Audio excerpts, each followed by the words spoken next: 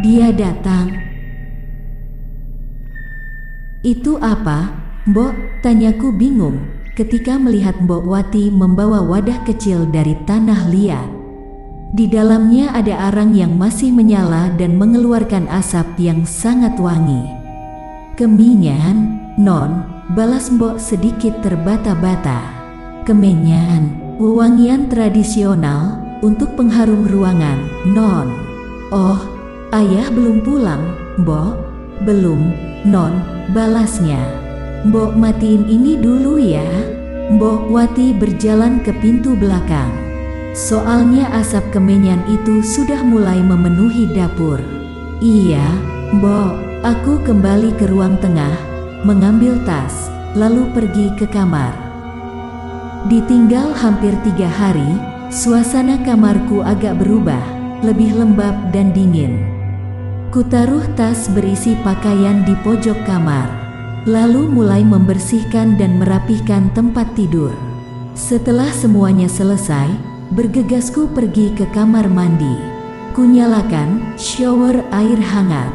Air hangat mulai mengalir dari ujung rambut hingga membasahi tubuh. Mandi air hangat selalu membuatku rileks.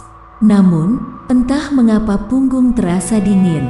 Rasa dingin itu tidak juga hilang, walaupun aku sudah membasahinya dengan air hangat. Rasa dingin itu terus menjalar ke pundak, hingga membuat bulu kudukku meremang. Aku juga mulai merasa seperti ada seseorang di belakangku. 10 kumatikan keran air. Menoleh ke belakang, nihil, tidak ada apa-apa. Ah, mungkin ini hanya perasaanku saja. Srek, srek, srek. Terdengar bunyi gesekan plastik, asalnya dari luar kamar mandi. Mbok, teriakku. Tidak ada jawaban dan suara itu pun menghilang. Mungkin salah dengar. Batinku seraya menyalakan kembali keran air. Srek, srek, bruk. Di antara bunyi gemericik air, aku masih bisa mendengar suara itu. Dengan terburu-buru ku selesaikan mandi. Perlahanku membuka pintu. Sedikit mengintip dari balik pintu. Kamar dalam keadaan kosong, tidak ada siapa-siapa. Kulangkahkan kaki keluar kamar mandi. Astaga, baju-baju kotor yang kusimpan di pojok kamar sudah berantakan. Plastik yang membungkusnya pun sudah tergeletak agak jauh. Tidak hanya itu, koper besarku pun sudah terguling. Ada apa lagi ini? Batinku berjalan mendekati lemari, mengambil pakaian dan mengenakannya, lalu mengambil ponsel di atas nakas dan berlari keluar kamar. Mbok, teriakku panik. Mbok, aku berlari ke arah dapur. Iya, Non, balas Mbok Wati. Mbok tadi ke kamar? Tanyaku dengan nafas tersengal. Enggak, Non. Dari tadi Mbok di dapur, siap-siap masak. Takut Non Kila belum makan, jelas Mbok Wati. Emangnya ada apa, Non? Kok lari-lari sambil ketakutan? Lanjutnya, itu di kamar, ada yang berantakan baju kotor Kila. Non Kila gak usah takut, nanti biar Mbok beresin. Iya, Mbok, balasku, lalu mengambil segelas air. Kila, ke ruang tengah dulu ya, Mbok. Iya, Non.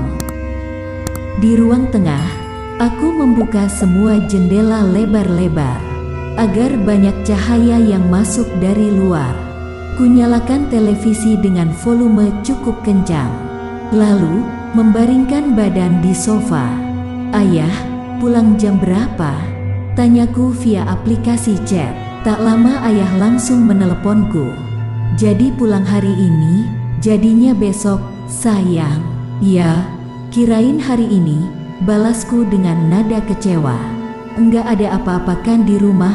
Tanya ayah curiga. Enggak kok, kalau mau keluar rumah, minta Ahmad antar aja. Iya, balasku singkat. Udah dulu ya, sayang. Nanti ayah telepon lagi. Oke, jujur aku kesal, harusnya tadi tidak kembali ke rumah. Kalau sudah begini, bagaimana aku bisa tidur nanti malam? Apalagi baru pulang saja sudah disambut dengan kejadian aneh. Non, mau makan sekarang atau tunggu bapak? Tanya Mbok Wati. Ayah gak jadi pulang hari ini, Mbok. Oh, Non Kila mau makan sekarang? Boleh, Mbok, bawa ke sini aja ya, nanti makan bareng lagi. Mbok Wati kembali ke dapur, membawa makan siang untuk kami berdua. Mbok, nanti jangan lupa tolong beresin kamar Kila ya. Iya, Non. Kami pun lanjut makan, sambil menonton televisi. Setelah makan, Mbok Wati pergi ke kamarku untuk membereskan pakaian yang berserakan di lantai. Sementara itu, aku tetap di ruang tengah. Sekitar 10 menit kemudian, Mbok Wati kembali ke ruang tengah, membawa semua pakaian kotorku. Langsung Mbok cuci aja ya, Non. Iya, Mbok. Mbok, ucapku sebelum Mbok Wati melangkah jauh. Iya, Non. Mbok Wati membalikan badan. Wewangian yang tadi namanya apa? Kila lupa. Kemenyan, Non. Raut wajah Mbok Wati tampak kaget saat ku bertanya tentang itu. Sip, Mbok Wati pergi ke tempat mencuci baju. Jujur aku masih penasaran dengan kemenyan. Apa benar fungsinya untuk pengharum ruangan? Kuambil ponsel, lalu membuka Google. Di sana terdapat banyak penjelasan tentang kemenyan. Sebagian besar memang tertulis untuk wewangian atau parfum. Namun, ketika aku turunkan layar ke bawah, terdapat informasi kalau kemenyan juga digunakan untuk memanggil makhluk halus. Bruk. Suara kencang terdengar dari arah bekas kamar Stephen dan Kevin, hingga membuatku terperanjat dari sofa dan berlari menghampiri Mbok Wati. Ada apa, Non? Tanya Mbok Wati yang juga kaget melihat kehadiranku di belakangnya. Ada suara lagi, Mbok. Dari kamar Stephen atau Kevin, balasku. Sebenarnya Non, dari Mbok pulang. Udah beberapa kali dengar. Suara apa ya, Mbok? Bukannya 2 kamar itu dikunci? Iya, emang dikunci. Mau lihat ke sana? Ah, enggak deh. Kila takut. Ya udah, Non di sini aja dulu. Nanti Mbok temenin nonton TV-nya.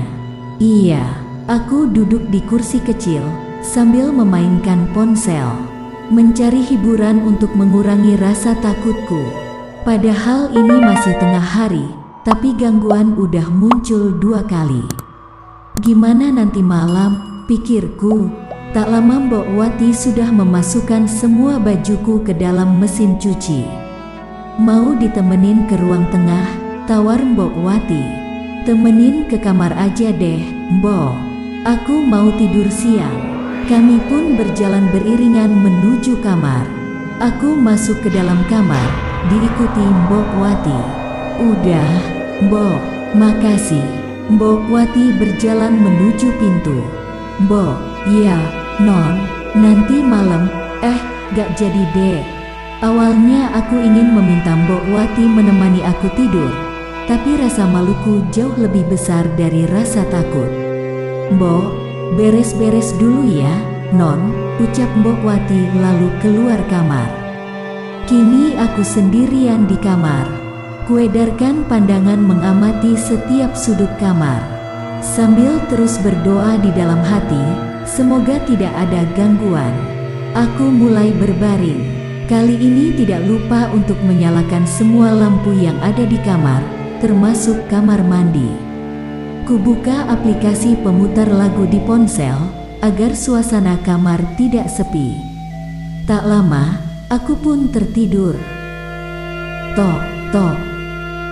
Dalam keadaan setengah sadar, aku mendengar suara ketukan pintu. Siapa? Teriakku dengan mata tertutup. Mbok, Non, sahut Mbok Wati dari luar. Masuk aja, Mbok. Pintu terbuka, Mbok Wati muncul dari balik pintu. Ada apa, Mbok? Udah malam, Non Kila mau makan? Malam, gumamku heran. sambil mengambil ponsel. Waktu menunjukkan pukul 8 malam. Astaga, aku tidur hampir 6 jam. Mbok Wati tersenyum, tidurnya pules banget, Non. Iya, makanya antar ke sini aja ya, Mbok. Kila males keluar kamar. Baik, Non. Mbok Wati keluar kamar. Dia lupa menutup rapat pintu. Saat mataku masih tertuju pada layar ponsel. Duk, duk, duk, duk. Terdengar suara langkah cepat seperti orang berlari. Mataku langsung tertuju pada pintu yang terbuka sedikit. Duk, duk, duk, duk. Kali ini suara langkah cepat itu diikuti dengan sekelebatan bayangan hitam. Spontan aku menarik selimut untuk menutup wajah. Non, terdengar suara Mbok Wati. Aku mengintip dari balik selimut. Ada apa, Non? Tanyanya. Mbok, lain kali kalau keluar kamar tutup pintunya, protesku. Maaf, Non. Mbok lupa. Mbok Wati menaruh nampan berisi makanan dan minuman di atas nakas. Ada yang ganggu lagi ya, Non? Bisiknya. Aku hanya membalas dengan anggukan. Jangan lupa dimakan, ucap Mbok Wati, lalu berjalan keluar kamar dan menutup pintu rapat-rapat. Aku mulai makan. Ternyata tidur selama 6 jam membuat nafsu makanku bertambah. Semua makanan yang disediakan Mbok Wati habis kusantap. Setelah selesai, aku pergi ke kamar mandi, buang air kecil dan cuci muka. Ingin mandi, tapi takut terjadi sesuatu. Sepanjang malam, aku hanya tiduran di atas tempat tidur, sambil menonton video di YouTube. Sudah hampir jam 11 malam, tapi mata ini belum juga mengantuk. Tenggorokan terasa kering, sedangkan persediaan air minum di kamar habis. Terpaksa aku harus pergi keluar kamar. Kret. Perlahan aku membuka pintu kamar, mengintip situasi di luar. Sepi. Mbok, teriakku. Mbok, sepertinya Mbok Wati sudah tidur. Aku melangkahkan kaki keluar kamar, berjalan menuju ruang tengah. Dek. Mataku terbelalak melihat sosok yang ada di hadapanku. Dia sedang duduk di sofa, membelakangiku. Rambutnya yang panjang sudah menunjukkan kalau dialah sosok yang sering menggangguku. Tubuhku terasa kaku, tidak dapat digerakkan. Jantung pun berdetak sangat kencang. Lidah terasa keluh, tak sanggup mengucapkan sepatah kata pun. Sudah terlambat, ucapnya lirih. Dia sudah datang, akan ada korban. Bersambung. Makin menarik dan penasaran dengan cerita selanjutnya kan? Terus pantengin channel Asal Gawe. Jangan lupa like, komen, subscribe, dan bagikan, serta tonton video lainnya. Salam sehat dan sukses untuk semua.